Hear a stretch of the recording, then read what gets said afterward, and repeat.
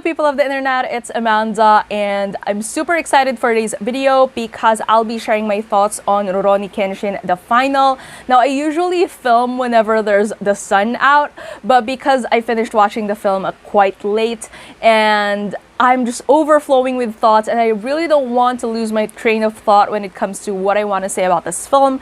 So currently filming this at night with artificial lights on, so this is quite different from our usual setup. But anyways, so super excited when they announced that they're going to drop not just the previous films but the final on Netflix as well. My entire family is a huge fan of the film, so when I told them that it's going to be streamed on Netflix, quite ecstatic about it. So today, like what we did was we waited for everyone to be done with work, with school, we sat down, watched it together, and it's basically a family affair. Always here on my channel, I wanted to deliver this review or just sharing my thoughts about the film from the perspective of someone who doesn't really recall or haven't really read the manga or the anime, because I want this to be like sort of like a fresh look into the source material. Like for example, if your only background is just watching the films, then this is probably like the review for you. I wouldn't be referencing the original source material as much, or probably not at all, because personally, like even if I remember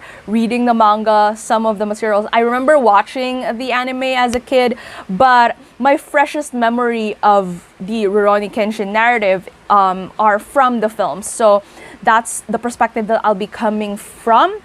So for anyone out there who are looking for, you know, cross-references with the original source material, so unfortunately this is not the video for you. But yeah, I'll try to keep the spoilers on a minimum, but given that I'll be talking about, you know, some criticism in very specific parts of the plot, then there are going to be spoilers in this particular video. But with that said, I mean, let's just get to it. Things first, let's focus on the plot. So it all starts out with, you know, the aftermath of, you know, the whole ordeal with Shishio. Everything feels peaceful, blah, blah, blah, but as expected, things get chaotic because of certain circumstances. And we find like there's like a couple of people attacking certain places, very targeted ones. And obviously, like Kenshin himself gets the idea that it's about him. It gets confirmed when we meet Enishi, who is the main villain of the story. Aside from, you know, that entire ordeal, it's basically just that, like trying to catch Kenshin into like different places, different moments, and challenging him to kill once again. It's basically the same premise as like the other films, at least on the surface, where the main idea is for everyone to test out if the Hitokiri Batosai still exists, at least in essence. But then obviously Kenshin already pledged that he wouldn't do that anymore. And so that's the entire struggle that is being delivered, at least in the first couple of moments in the film. However, we discover that through, like when Kenshin comes out clean to the gang, he finally mentions that he was married once to Tomoe, and that Enishi is actually Tomoe's brother. So like connecting the dots kind of thing, it's basically about him, revenge towards him. There's this entire dynamic of, as compared to divine judgment, this is more of like human judgment. Throughout the story, it was unraveled that the main idea as to why, you know, with divine judgment, it's all up to, you know, the gods or God to, you know, whatever happens, happens. Whether Kenshin is forgiven for his sins or not, it's really more of like this entire thing of coming at peace on a level that is beyond human understanding. You know, it's more of like this karmic idea behind it. But when it comes to human judgment, which is what this film is about, it is the idea that no matter how much you've atoned for your sins, or no matter how much you've turned your life around, it doesn't erase the fact that you've hurt other people, and that this is the judgment from people who are biased, who have been hurt, who are still tormented by the after effects of what you've done. So it's more of like objectivity versus subjectivity, where the objective part is more of the divine judgment, where no one should be able to, like, if you choose a different path for yourself, then only the gods can judge you, something like that. But for this particular film, like the focus is really more on none of those things matter. It's all about the fact that once in your life you did this, and therefore you deserve to feel its consequences. Like sort of like pinpoints some of like the main arcs that I captured or grasped from this film. Given that it's the whole idea of like the subjectivity of Kenshin's past and what he's done when he was still the Hitokiri Batosai, I think the difference of Enishi compared to like the other villains of the past three movies is that Enishi doesn't really care for eternal glory or for control or for avenging like the lost glory of the samurais or anything like that, given that they entered a new age. It's all revenge for his sister, and that's basically what this entire thing is about. Like, there are other characters here and there who wants to get to Kenshin, and that's sort of like the similarity that they have with Enishi, thus them doing, you know, what he's asking them to do. But for Enishi himself, it was really more of like burning through the core of Kenshin and reminding him that you've hurt someone before, someone dear to me, and I'm going to get back at you for this. And that now overall, I think for the first part, like for the first film, it was really more of like Kenshin and this new path that he's entering and whether or not he was able to like push through with it. The second and the third film, it was really more of like the consequences of him as Hitokiri Batosai. Whereas for this particular film, it's more of like dissecting the consequences of his actions as someone that's conscious of what he's doing as Himura Kenshin of the other time. So I think that's the main difference of it. I'm not sure if I'm explaining it clearly, but the second and the third film is really more for like Kenshin as Hitokiri Batosai. But for this particular film, it's more of like Kenshin behind the scenes of that kind of life. It's that he's living this life, but at the same time, behind that, he also has his own resentments and stuff like that he's not willing to show to other people, which he happened to open up to Tomoe. Now, what's interesting about this is obviously, like, if you haven't read the manga or you haven't really watched the anime, the twist of this is quite there, but it's definitely brilliant in a way that the person who gave him his first scar actually goes full circle to who actually gives him the other part of his signature scar. And it's also that kind of like pain and struggle where initially Tomoe's intention was apparently of revenge, but then she finds herself seeing the man behind the Hitokiri Batosai persona.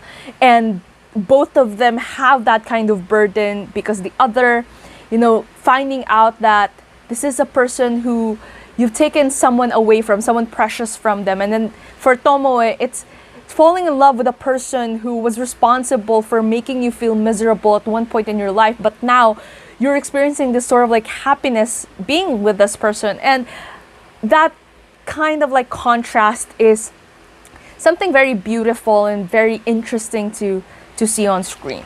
Now comes my main struggle or my main issue with how this entire thing was done. Now, obviously, given that this is like the, what do you call this? Like the conclusion to this entire thing, like the other things that we've been seeing so far in the past three films. We have gotten a lot of cameos. We've gotten like some of the side characters got their own like spotlight when it comes to like the fight scenes for this particular film, and that's really cool. Like, that's interesting. And I absolutely love that, like, especially if you followed the first 3 films, then it's quite nice to keep seeing like these characters come back and really contribute to the plot. However, given the emotional nature of this film, supposedly, especially since Inishi's main revenge wasn't really for anything grand or anything like that, it was about emotions and about like sort of like finding redemption in terms of trying to protect someone but failing to do so, and finding someone to focus your wrath on. I feel like it would have been better if like we didn't get as much cameos but just zoomed in on the struggle of forcing Kenshin into feeling that kind of torment that you want him to feel. I feel like the relationship between Enishi and Kaoru was there. Like, he was able to see some parts of his sister in her. That's why he did what he did in the end of the film. And at the same time, like, why he was he had trouble dealing with her is because he keeps seeing his sister in her. And I wish that instead of, I mean, we've gotten a lot of the whole like burning this place down and burning this place down, but instead, like, I feel like they could have done that 1 or 2 times and then used some of the time allotted in this 2-hour and 18-minute film to develop that kind of like mirroring between Kaoru and Enishi and Tomoe. And there's also the character of Yahiko, which I felt like would have been a great mirror for Enishi.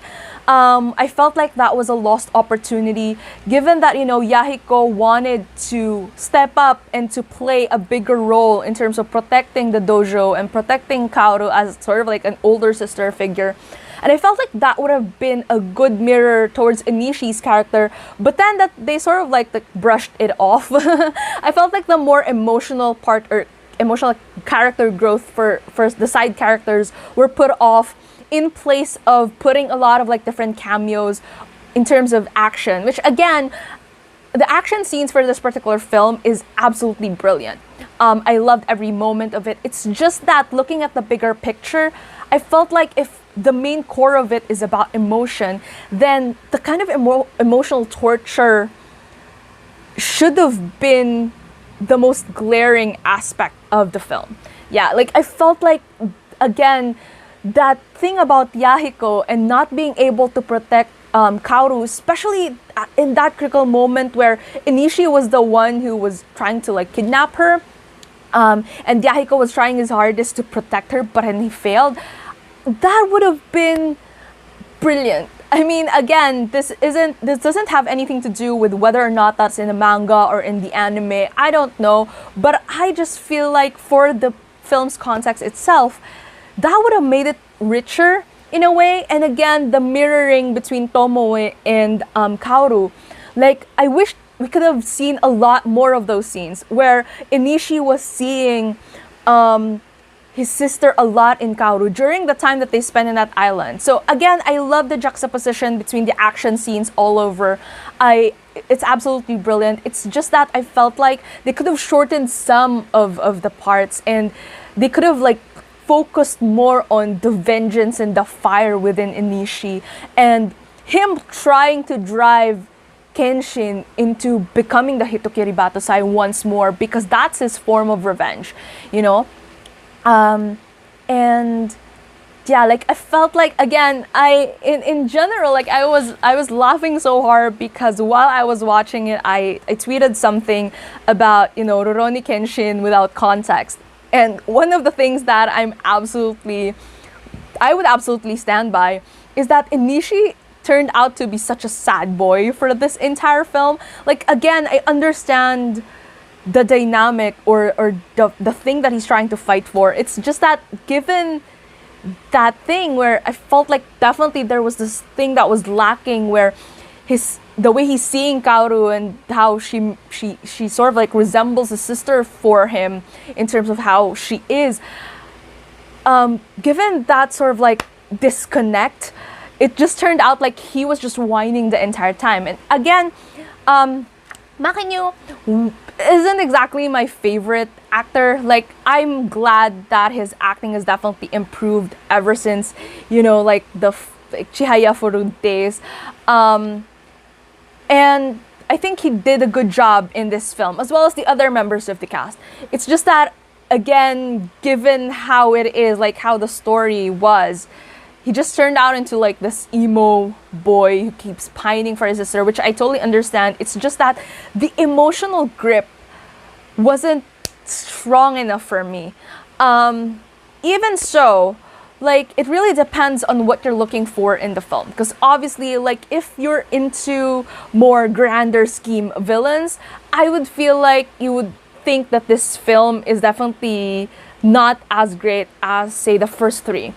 If you're into like the whole like emotions and everything like that, I feel like this one would appeal to you more. So it definitely depends on what kind of viewer you are. I'm not saying that this is a bad film, because obviously still absolutely love it. I feel like the fight scenes were definitely elevated for this particular film. Cinematography, I also absolutely loved it. Again, I think my main issue is more of like fleshing out those emotional moments and making us care for these characters more, so that when something happens, we know where they're coming from. It's not just, given that as compared to Shishio, where we got 2 films to really get where he's coming from and where his ideals are at.